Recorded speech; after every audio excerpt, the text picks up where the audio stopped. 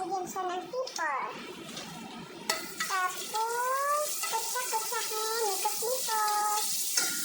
Nikos-nikos, guys. Tapos, lagyan siya ng bawang. Maraming bawang, guys. Para masarap talaga. Kasi ang bawang ay anti-virus. Oo, paano talaga ito ng mga virus sa katawan. Pang-paalis. Kaya, damihan talaga ng bawang.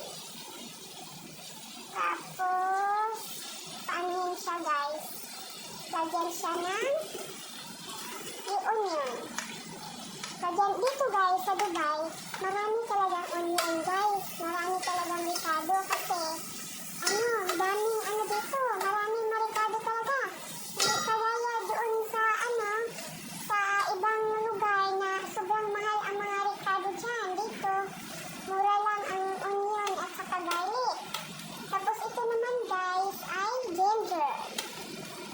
Ito yung napakasarap ng ginger.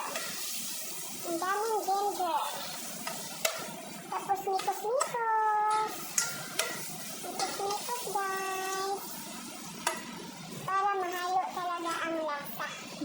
Tapos, paanuhin muna natin, guys. Pula-pulahin muna natin, brown. Tapos, pag nag-brown na siya, saka na natin ilagay ang karne, guys. Ano to, guys, ha? Baka. Baka siya na bupis or paklay sa Bisaya. Okay, see you there, so.